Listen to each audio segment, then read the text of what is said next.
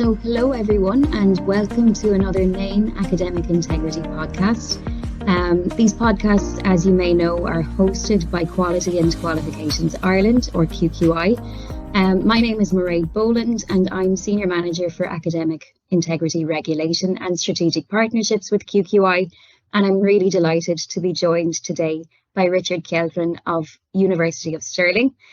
Richard is with us today to talk about a paper which he has authored with Dr Niall Hamilton-Smith, also of the University of Stirling, and Dr Alistair Fraser of the University of Glasgow. The paper is published by the Scottish Centre for Crime and Justice Research and is titled Criminal Grades, Knowledge Production, Vulnerability and Organised Cheating. It's a scoping study on the issue of contract cheating and student exploitation and has a particular focus on how it impacts Scottish higher education institutions. But the issues raised in the paper are really universal, and today's podcast will be of interest to staff and students in Irish higher education institutions and further afield. Richard, you're very welcome to the podcast. Could you tell us a little bit about yourself, first of all? Thank you very much, Mairéad. I'm very happy to be here and to speak with you about these issues. So just about me and my sort of background, I'm a PhD student at University of Stirling here in Scotland. And my PhD and most of my research is focused upon organised crime and criminal markets. So that's my sort of background. And the reason I became involved in this project was that we had reports of potential instances of blackmailing circulating around here in the UK, and to our knowledge there just wasn't much work being done on academic integrity issues and particularly contract cheating here in Scotland. So we were quite keen on sort of exploring these issues, and particularly so both me and my colleagues Niall and Alistair, we're all criminologists with backgrounds in organised crime and markets and deviant behaviour, etc. So we were quite keen on exploring this from a sort of criminological lens to get a bit of a better understanding of what's actually going on. Great, thank you for that background. And can you tell me a little bit then about how you conducted the research, Richard? Mm-hmm. So yeah, as you mentioned, Mairéad, this was a fairly small study. It's a scoping study, so we were quite keen on just trying out some methods and doing a bit of exploratory analysis. So the way we proceeded with that was to the first part of it was actually to interview academic stakeholders. So that would be lecturers or other academics who were involved in academic integrity issues at different universities. So they had quite a long experience of dealing with this type of issues, and we're in a good position to sort of illuminate for us what is currently going on within Scotland. But as you also said, there's a global element to this, and that's primarily where the sort of market aspect comes into this. So to better understand that, we decided to use web scraping and quantitative text analysis, or perhaps more commonly known as data mining, to sort of better understand the online patterns here. So we did that, and we since it was a small scoping study, we limited our scope quite a bit. So we were thinking about, what would the average Scottish student be exposed to when they were online and Googling for essay assignment help, etc. So we ended up looking into essay mail websites, and we also looked at Fiverr profile, and that's a sort of micro outsourcing site used for a variety of purposes, but it's also quite commonly used in the context of contract cheating. So we looked at that, and we also looked at Gumtree, and I'm not sure if you have Gumtree in Ireland, but it's an online classified. So obviously all matter of goods and services are provided, but there's also indications that proofreading and ghostwriters and other form of actors that are involved, in providing coursework and student services are using this website. So we focused on those three sort of platforms to get a bit of a broader view of what is actually going on. here in Scotland or and beyond. And again, as you said, it is a globalized issue. So a lot of the things that we are looking at, I don't think any of them are necessarily based in Scotland, but they will be all over the place. Some in the UK perhaps, but perhaps more commonly in other countries across the world. Thanks, Richard. And actually, so I know, I mean, we're aware of some of those providers within Ireland. So certainly we'd be very familiar with the essay mills, with the larger websites. And we actually circulate to Irish higher education providers a list of websites that meet that description and that we think are probably based abroad. But we do come across ads for cheating services, proofreading, ghostwriting, as you say, on classified websites in Ireland. So certainly, as you say, these are issues that are, I mean, they're not unique to Scotland. We certainly are aware of them in Ireland too. So just wondering, you mentioned the range of cheating service types that you considered within your paper. What did you discover about them? I mean, what were there differences between those three different types of service providers? And if so, what were those differences? That's a really good question. So I think that there are a number of differences or potential differences between them, and that goes that there's both differences between, the type of service providers, but there's also differences within those groups of service providers. So if we're thinking about essay mill websites, for instance, which I would probably argue are some of the more predatory forms of, or more aggressive, certainly in their marketing. And something that quite struck me about how those websites are operating is that they seem to be the same underlying organization operating different virtual storefronts.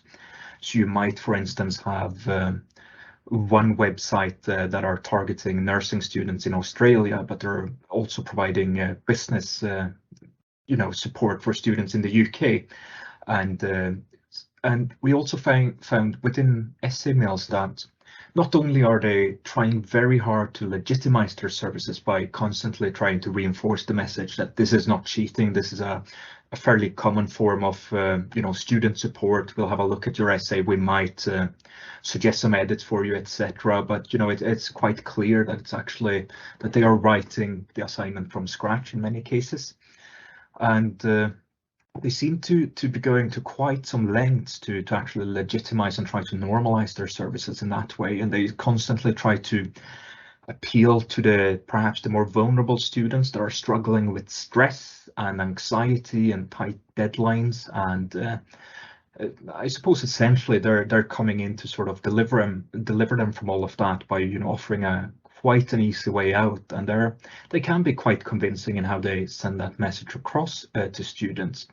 But perhaps what is more concerning with essay mill sites that we didn't really find with regards to the other service providers is that they use a lot of fraudulent marketing techniques as well. And what I mean by that is that they might have a link to a fake Trustpilot account.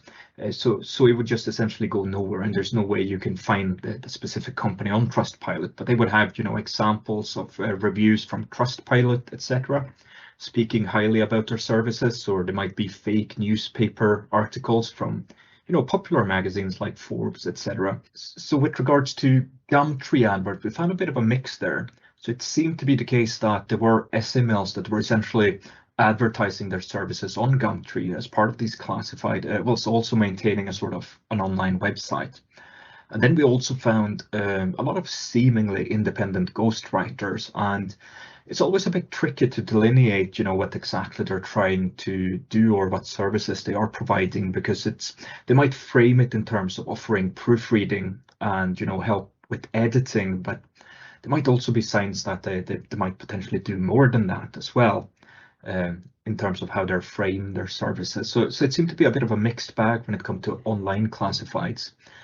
With Fiverr, that was a quite interesting one, because Fiverr, if you're not familiar with that platform, it's essentially a micro outsourcing website. So the persons on it, they would have accounts set up, with some profile descriptions, and along with the services that they're offering. And I think the sort of key market prerogative that they seem to be using in our sample anyway was to sort of construct an image of being very approachable and friendly and accommodating to student needs, perhaps much so rather than trying to legitimize what they're doing as SMLs would do, but trying to be very approachable and friendly, to try to give that sort of individualized service to students.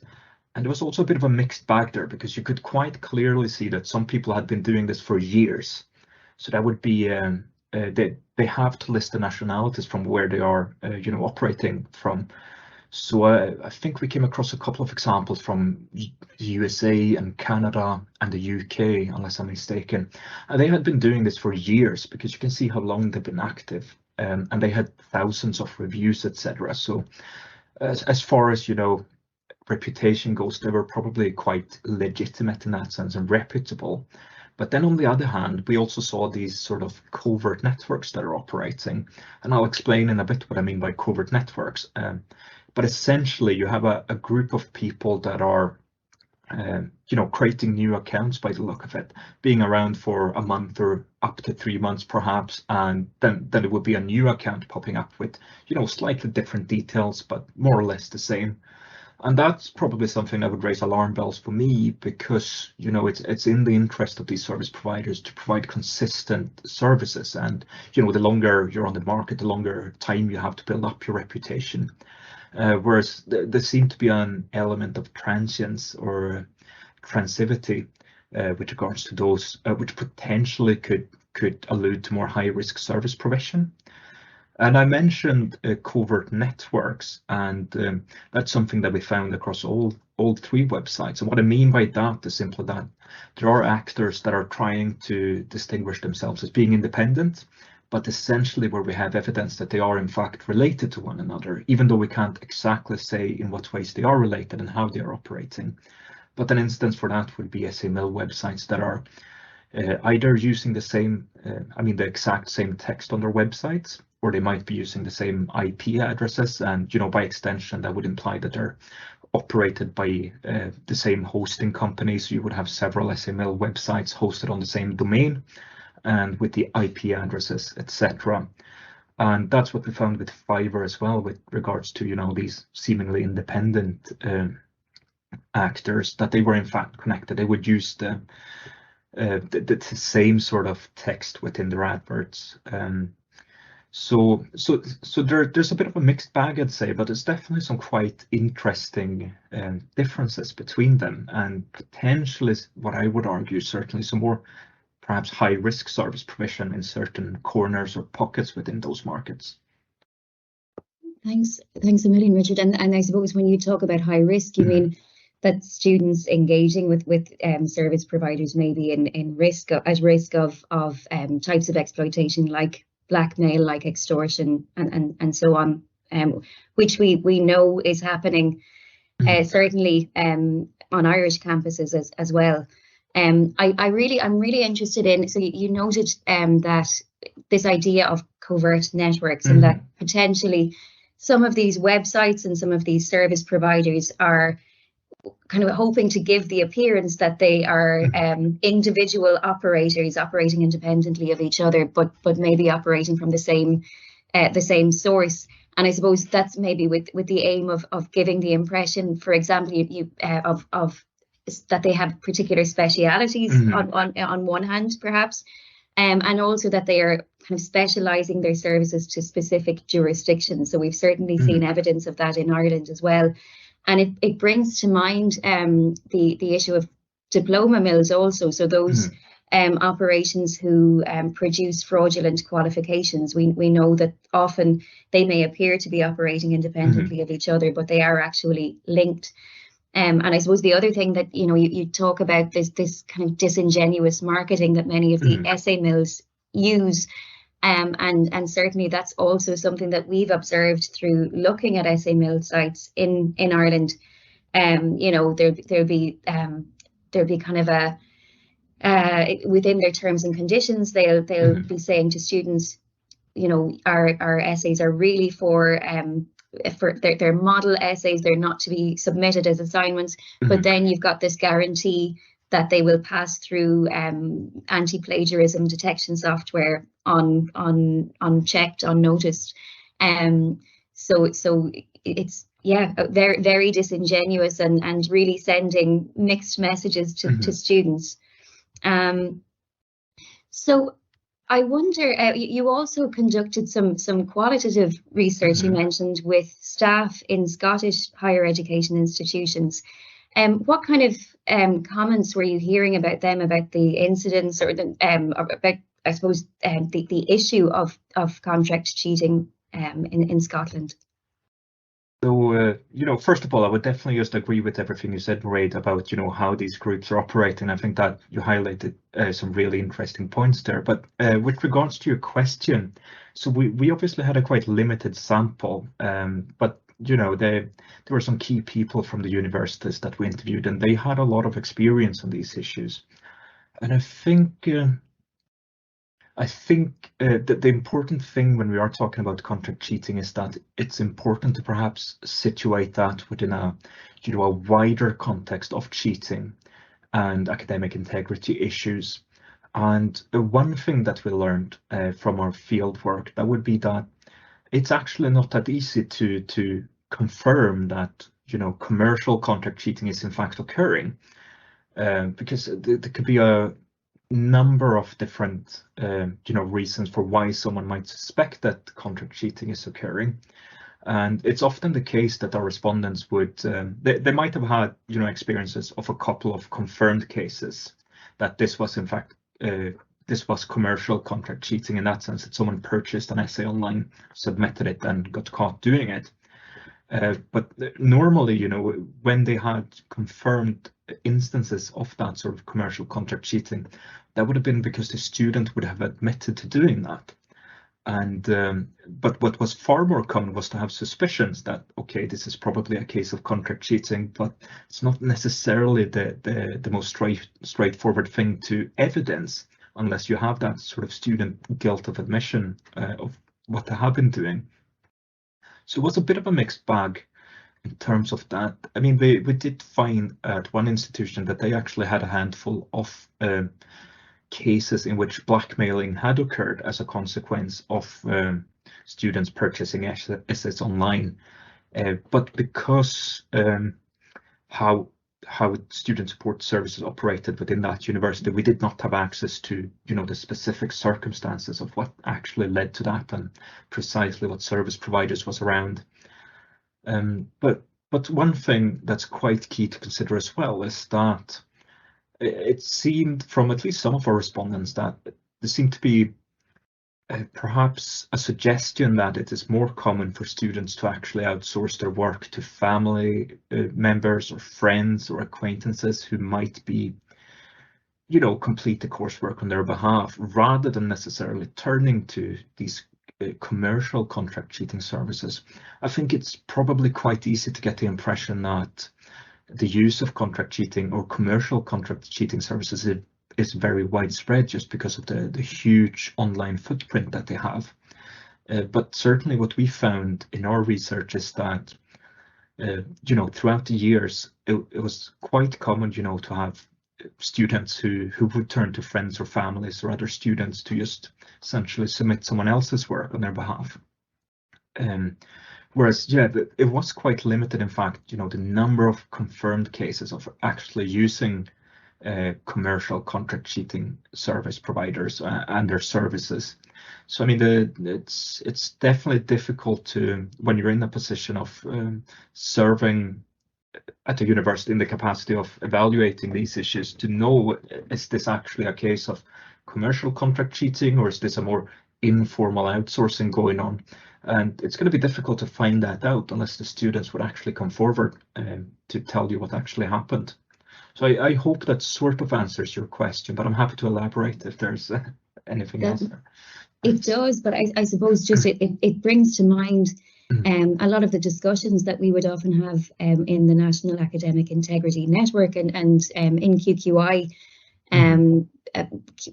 with providers in terms of, I suppose, ensuring really that, I suppose, irrespective of the type of academic misconduct in question, whether it is commercial contract cheating that is happening or outsourcing to family and friends, that students are aware of that this is academic misconduct. So it really all comes back, I think, doesn't it, to ensuring that policies and procedures are clear and accessible. And I know that that's something that you've really highlighted within the report, and ensuring that students, are facilitated to understand them, so that student handbooks are also, contain details in plain English. And I suppose you also mentioned, and we've had Professor Kath Ellis of the University of New South Wales speak to us about this too, the idea of courageous conversations, and again, encouraging students to come forward where they have engaged in cheating of whatever kind, contract cheating or apologies, that's a small dog in the background. I suppose, it really, those kinds of approaches, they mean that, first of all, that we're uncovering where cheating occurs, but second of all, there is an opportunity for those students who, for whatever reason, have engaged in this academic misconduct to redeem themselves and have a second chance. And I suppose it also, just the other area that spoke to me within your report was, ensuring that instances of academic misconduct are recorded and reported within institutions, and categorized, so that institutions can then identify, well, what supports are actually needed by students, what can we do to prevent this kind of behaviour happening at pressure points, and I suppose from the NAIN, that the position would be that this is really as you've said in the report too, it needs to be a holistic approach to tackling this issue. It needs to be a whole of institution, all staff, all students working together. I just think it's really, the report is well worth a read, and it's in line with a lot of what we talk about in Ireland. I just wonder, I know, Richard, this is a scoping study, so it's initial research. You may not be able to share with us, but we're really interested to know, where will it lead? What are your plans for the next steps? That's another great question, Mairéad, and I think I would certainly like to keep doing research on academic integrity. And with my background in criminology, I'm particularly interested in the sort of market aspects of this sort of cheating. That's what I find really, really interesting, and the potential harms that are involved with that as well. And with regards to what you said earlier, I do think it's absolutely key that we do collect data, on an institutional level, that we develop a good database so we can further explore these issues. And that's something that I would certainly like to engage with. So to do a sort of in-depth analysis of not only contract cheating, but to look more broadly, what are the cases that we get into academic integrity processes at an institutional level, not only in Scotland. This would of course be interesting to do in relation to Ireland or the UK as a whole, because as you said, we share a lot of these issues. And something that you also mentioned, working in partnership with students, I think that's absolutely key, and that's certainly something that's missing from our report, that we don't have the student perspectives on these issues.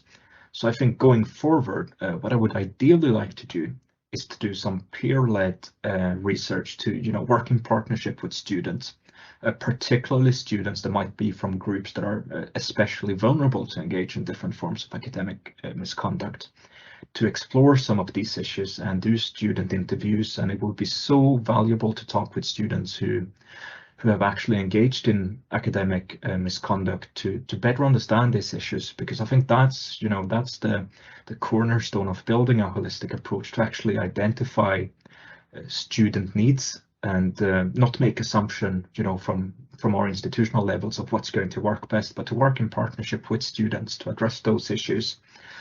And so if there is time and funding in the future, that's something that we would like to keep on doing here. I suppose it's just a matter finding the time at the moment to continue our research, but it's something that we have been talking about doing in the future, and that would probably, as I said, involve more student participation within the research, and we would have to look at more extensive documentation from actual cases of academic misconduct, perhaps interview more stakeholders that are responding to these issues.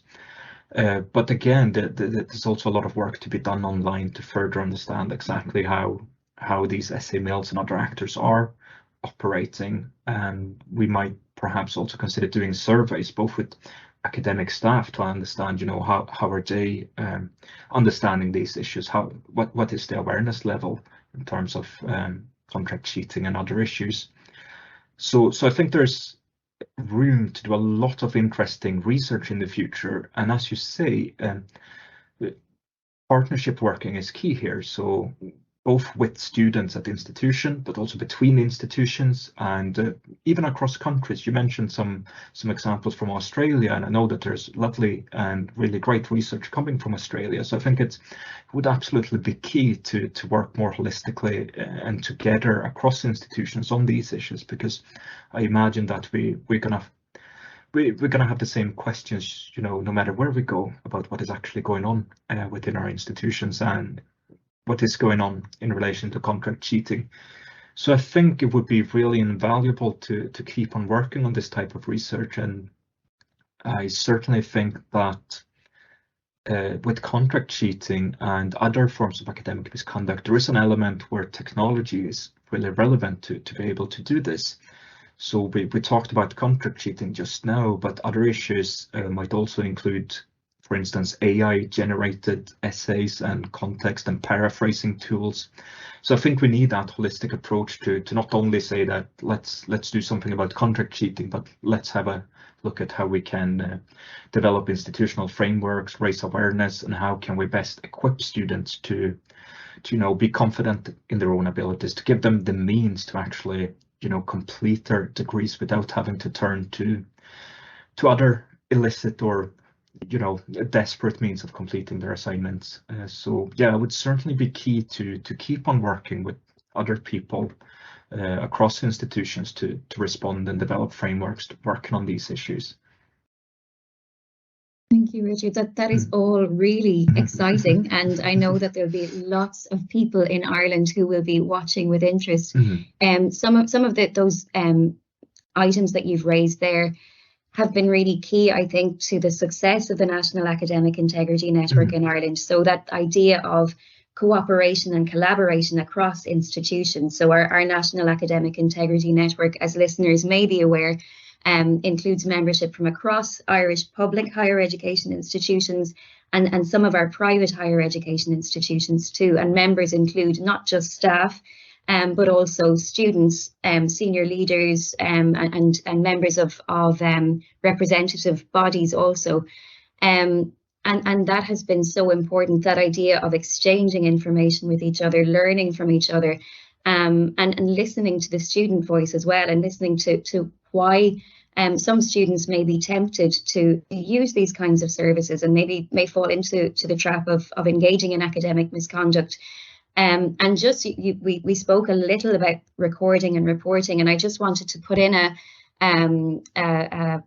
word for an upcoming NAIN resource, which will be published towards the end of 2022, and that is the framework for reporting academic misconduct. And I know I've butchered that name completely, but it is a really exciting initiative by the Working Group 1 of the NAIN, which is looking at putting a framework in place for institutions to categorise types of academic misconduct, record them, and to establish reporting